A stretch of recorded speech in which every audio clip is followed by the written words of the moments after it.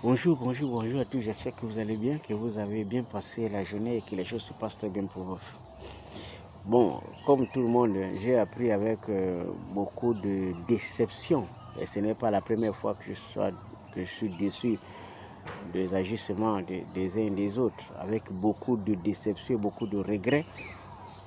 L'arrestation de notre compatriote Ovemax, quelqu'un qui fait dans la lutte contre nous, comme nous. Et je profite de l'occasion pour expliquer, peut-être les gens ne savent pas de quoi il est question. C'est-à-dire un activiste, c'est comme on dit souvent un opposant. Ce sont des gens qui trouvent leur origine. Donc l'acte de naissance de l'activisme, c'est la non-satisfaction des besoins primaires. C'est-à-dire que lorsque quelqu'un se lance dans une lutte risquée, c'est-à-dire qu'il risque d'aller en prison, il risque même de mourir, ça veut dire qu'il y a quelque chose qui dérange à l'intérieur. On disait que si tu entends les oiseaux chanter la nuit, c'est qu'il y a un invité qui n'était pas invité. Si tu vois les gens dehors en train de dénoncer, ça veut dire que la situation elle est catastrophique. C'est pour cette raison qu'ils sortent pour dénoncer. Comment quelqu'un va dénoncer les conséquences d'une situation? Il est interpellé. Et ceux qui sont à l'origine de ces conséquences, ils sont toujours en liberté. Ça veut dire que les conséquences, c'est les coupures de la SCG. Là, on voit. Mais les coupures de la SCG sont consécutives au non-investissement durant plusieurs années. Ceux qui ont été aux affaires hier, qui ont géré cette situation, pourquoi ils ne font pas le décompte de ce qui a été fait hier et ce qui aurait dû être fait hier, qu'ils n'ont pas fait? Comme ça, aujourd'hui, nous allons redistribuer les cartes. Arrêter ceux qui ont mal géré, les enfermer. C'est ça le problème. Ça veut dire qu'on ne peut pas enfermer celui qui dénonce les conséquences. Il faut d'abord enfermer celui qui est à l'origine de ces problèmes. Les gens détournent des milliards, ils sont en liberté. Ils narguent même les voisins au quartier parce qu'ils ont de l'argent, parce qu'ils ont de l'argent qu'ils ont détourné. Ils ne sont pas inquiétés de tout. Toi, tu sors le matin, tu dénonces parce que tu as dormi sans courant, on t'arrête, on t'envoie en prison. Nous tous, on perd de la nourriture. Moi, par exemple, j'ai perdu 3 cartons. Je suis même incapable d'aller revendiquer à qui que ce soit. Ça, c'est de la violence totale. C'est une sorte de dictature totale qui ne dit pas son nom.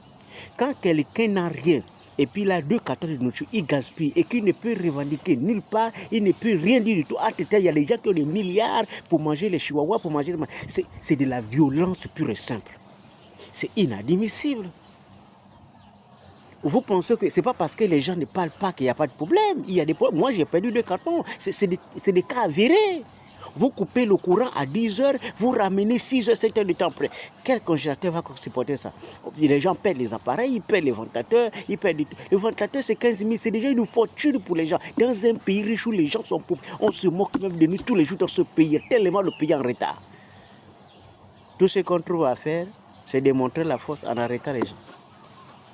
Ça, ce n'est pas la solution. La solution, c'est de faire l'évaluation de ce qu'il y a.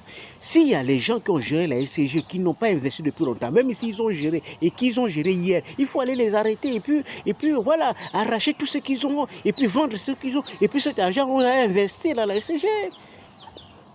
La question de l'arrestation ne règle pas le problème. Il faut du courage, de la détermination pour régler les problèmes. Ce n'est pas les gens qui dénoncent aujourd'hui qui sont des problèmes. C'est ceux qui ont géré hier qui constituent un problème. Parce qu'ils ont mal géré. C'est ça le problème. C'est notre pays. Je vous en supplie. Vraiment, il est temps que les Gabonais se réveillent pour comprendre où est la priorité. Parce que la coupure de courant ne choisit pas l'ethnie.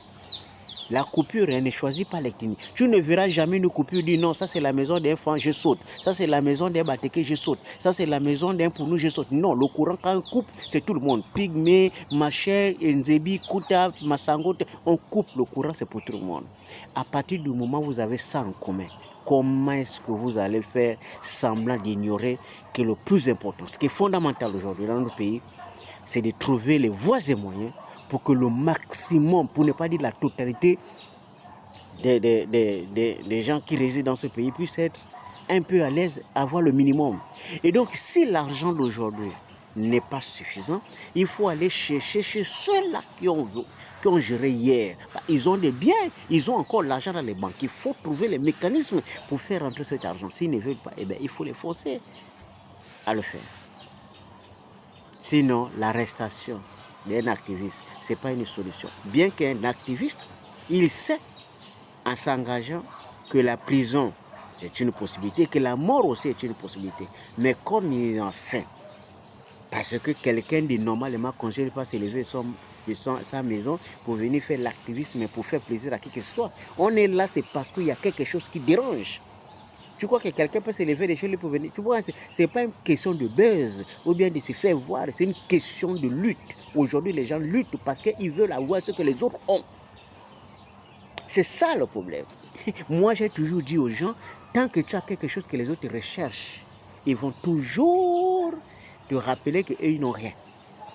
On est dans un pays supposé être riche, techniquement parlant, et qu'il y a des infrastructures qui ressemblent aux infrastructures de l'époque coloniale, de la bande de Gaza, un pays qui sort en guerre, et nous avons des maisons qui ressemblent aux maisons qu'on se moquait des pygmées hier dans les marchés. Quand tu vois dans les quartiers d'Artémis, tu as comme l'impression que le courrier est passé par là, et puis on a tout ça.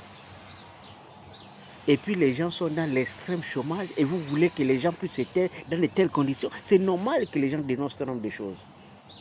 Maintenant, ce n'est pas qu'on va mettre la pression sur les dirigeants, parce que c'est les dirigeants qu'on met la pression sur ceux qui volent. Parce que c'est ceux qui volent qui amplifient cette situation. Quand on ne vole pas, on ne va pas amplifier la situation. C'est de ça qu'il est question. J'espère que la sagesse va nous habiter que Dieu nous aide à s'en sortir. Et je rappelle aux frères, c'est ça la lutte. On espère que les autorités vont avoir la sagesse nécessaire peut-être de libérer le pauvre s'il n'a rien fait. La dénonciation, c'est tout à fait normal. Il a ses droits en tant que Gabonais, il a le droit d'interpeller les autorités, il a le droit de manifester si une situation le dérange. Je ne pense pas qu'il ait troublé l'ordre public à cette heure-ci de la nuit. Je ne pense pas. Bon, à moins que ça soit considéré comme trouble à l'ordre public. En tout cas, faisons pour le pays et non pour les émotions et les individus. Merci.